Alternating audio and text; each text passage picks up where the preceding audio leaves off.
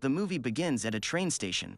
After patrolling the station, Joe, the train guard, receives a rejection letter. Annoyed, he crumples the paper and dunks it on his locker. Suddenly, the train supervisor comes into the scene and says that one of their train guards is sick and could not do his duty later that night. Joe complains about the situation and reasons that he's tired and has just finished his shift. While the supervisor encourages him to do the job, he sees Ellen in the background.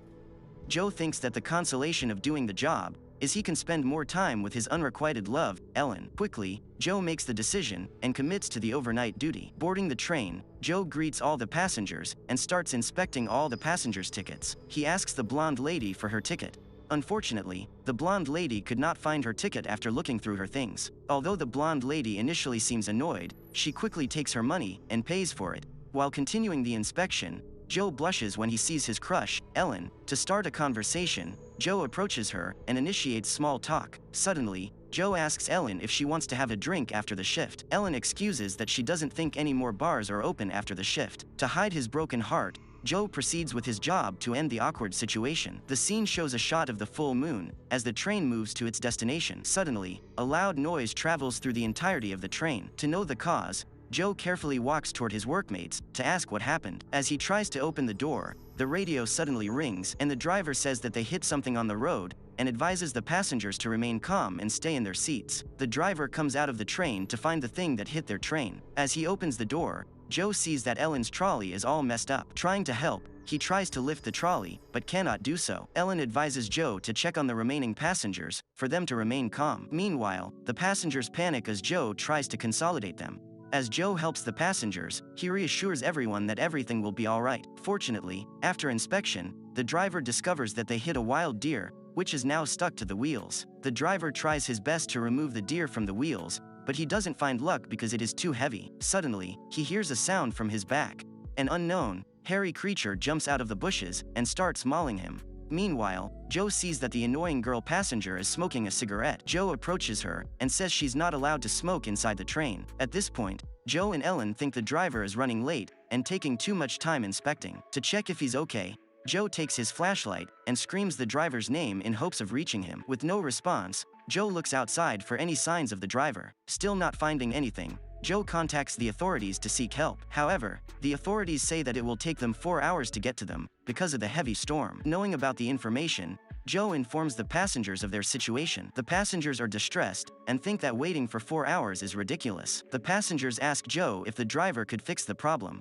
Joe confides that the driver is missing, and they could not trace any signs of him. The scary information drives the passengers even more crazy. While all of them argue, a selfish middle-aged man nicknamed Mr. Selfish comes to the scene to break the ice. He suggests they should go outside and just walk to the next station. The majority of the passengers agree and start preparing themselves for the walk. Mr. Selfish tries to open the door outside, but he cannot do so because he doesn't have the keys. However, Joe, doing his job as a train guard, reiterates the safety protocol of the train. Joe says that all passengers should stay on the train and wait for assistance in case something bad happens. Hesitant at first, Joe takes the keys to the door for all of them to go outside. All the passengers jump down the train as they plan to walk to the next station. Joe advises the group to stick together while he leads him to the next station. While they walk in the forest, they keep hearing sounds in nearby bushes. Joe and Ellen volunteer to go to the forest to check what causes the noise. While Joe cannot believe what he's witnessing, he sees the driver's eviscerated body lying on the ground.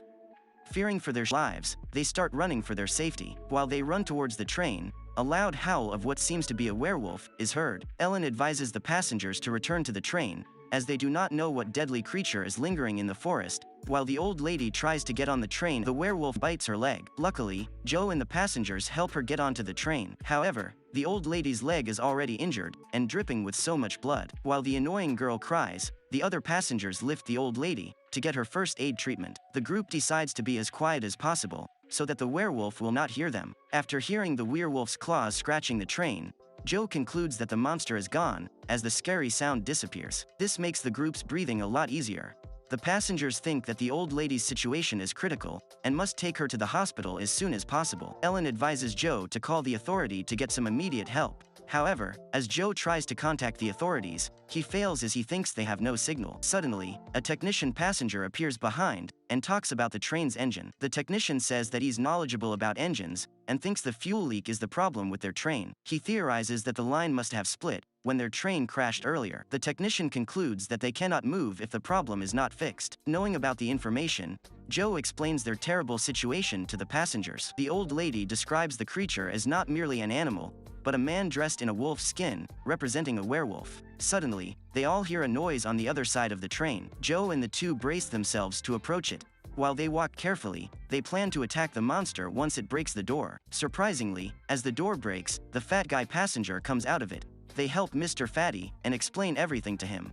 The old lady starts developing a fever because of her severe injury. Meanwhile, the blonde passenger approaches the annoying girl to consolidate her. The annoying girl appreciates the gesture and talks about her mother. While the two build a rapport, a loud noise is heard in one of the doors. The werewolf is back. Suddenly, the annoying girl's phone gets a reception.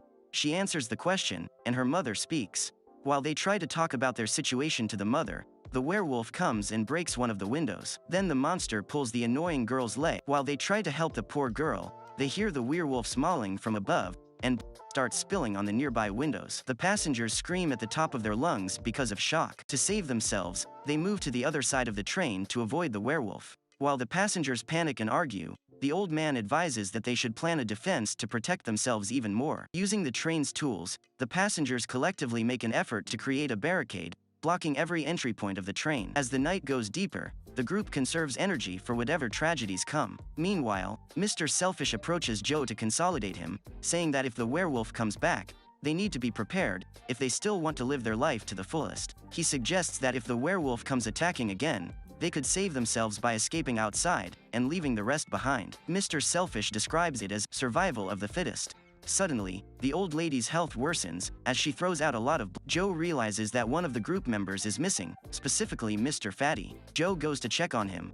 He dares Mr. Fatty to leave the bathroom as soon as possible. However, Mr. Fatty is stuck like a greasy sandwich as the door cannot open. Suddenly, the werewolf attacks from above and beats Mr. Fatty up, ending his greasy life. While the werewolf is preoccupied with Joe and Mr. Fatty, Mr. Selfish plans to leave the train. Trying to save himself, Joe tries to get back to the barricaded carriage, but it's already locked. Luckily, Joe can get back to the barricaded carriage with the help of the passengers. To block the werewolf from getting to them, they barricade the door with as much of their strength as possible. However, the werewolf just simply overpowers them. Seeing the creature up close, Ellen freezes, and Joe saves her from impending death. The werewolf starts targeting Joe. To save her friend, Ellen takes a knife and stabs the werewolf in the stomach. The werewolf hits Ellen, making her fly and fall to the ground. Joe then quickly takes a weapon to try fighting back. Mr. Selfish attacks the monster from behind. As they knock down the werewolf, the passengers gather all their weapons and use them to hit the werewolf, severely injuring the monster. However, the werewolf rises and starts choking the technician. To finish the werewolf, Guy takes his axe and hits the werewolf as hard as he can. While inspecting the body, Guy concludes it is a werewolf, a hybrid between a man and a wolf. Suddenly, Mr. Selfish recalls that every person that a werewolf bites would become infected and will transform into a werewolf too. With this information, every passenger focuses on the old lady with a wolf bite. The old man tells a story about a similar tragedy in the forest long ago. This implies that werewolf attacks in their area have been happening since the old times. Suddenly, the werewolf rises from the dead and howls. Joe takes the fire extinguisher and uses it as a weapon to finish and destroy the werewolf's face. In the next scene, a group of werewolves are seen lingering in the forest, planning their attack. This reveals that the werewolf's last howl signals the other werewolves to avenge him. Suddenly, they see the old lady's body is starting to look different. Mr. Selfish concludes that the old lady is now transforming into a werewolf. Quickly, he takes a weapon, trying to kill the old lady before she fully transforms. However, the old man does not like the idea of killing his infected wife. As Mr. Selfish is about to kill the old lady, the other passengers stop him. He then tries to force himself towards the old lady, hitting everything in the way. Mr. Selfish chokes the old lady. However, Joe suddenly comes to the scene and knocks Mr. Selfish unconscious. To stop possible rampages, Joe dares the passengers to tie Mr. Selfish and the old lady. To plan for escape, the technician will try to fix the train with his knowledge of engines. The technician instructs the group on what he will try to get the train moving, and how the rest of the passengers can help him. The technician now goes out of the train with the eye, trying to fix the fuel lines. Luckily, he successfully finds the leak, This gives the group a good chance of repairing the train. Suddenly, a guy hears a sound in the forest. He goes to the forest with his flashlight to check what it is. He hears a woman's voice and follows it. As he points the flashlight to the top of the tree, he sees the annoying poor girl being eaten alive by a certain werewolf. The pack of werewolves now start chasing the guy. The pack corners him, and they all eat him alive. Horror after horror, the old lady is now starting to transform into a werewolf. Mr. Selfish dares the blonde passenger to free him, so he can kill the old lady before she transforms. With one glimpse of light, the technician successfully repairs the train's engine. However, the pack of werewolves are now surrounding the train. While outside, he sees the werewolves, but luckily, they go the other way.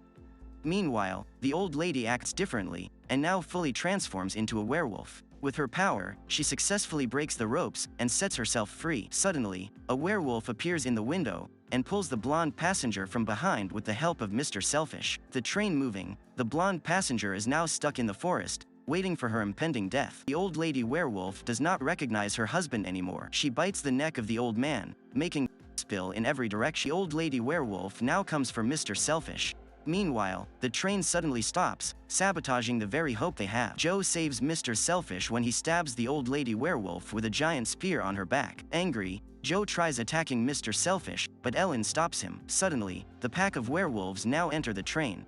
To protect themselves, Joe makes a barricade so that the werewolves cannot enter. Joe plans to get outside and escape. Mr. Selfish realizes there would be a better chance for him to escape if one person stays behind on the train as bait. Mr. Selfish then uses his weapon to attack Joe, hoping to knock him out. However, Joe fights back and wrestles with him. To save Joe, Ellen takes a sharp object and uses it to force Mr. Selfish to let go. Ellen then cuts a certain part of Mr. Selfish's face to stop him. Mr. Selfish traps Joe and Ellen on the train, while he escapes outside. 3 werewolves are now approaching Joe and Ellen. Luckily, the technician comes to the scene to save everyone. The technician brings a Molotov and throws it at one of the werewolves, making it burn. Meanwhile, Ellen forces the door open for them to escape. Joe and Ellen jump out of the train, while the technician is left behind and is killed. Joe and Ellen run for their lives. Suddenly, Joe decides to stay behind and distract the werewolves. Before facing the werewolves, he kisses his crush for one last goodbye. While crying, Ellen runs away as fast as she can. Although Joe fights bravely, he's simply overpowered by the 3 werewolves. One of the werewolves takes him down. The scene quickly transitions into the train station, with Ellen all bloody but already safe. On the other hand, Mr. Selfish is stuck in the woods. He stumbles and is attacked by a newly transformed werewolf, Joe, while the other watches. Subscribe to watch more videos like this, turn on notifications, and leave a like to help the channel out. Thank you for watching. You should check these recaps.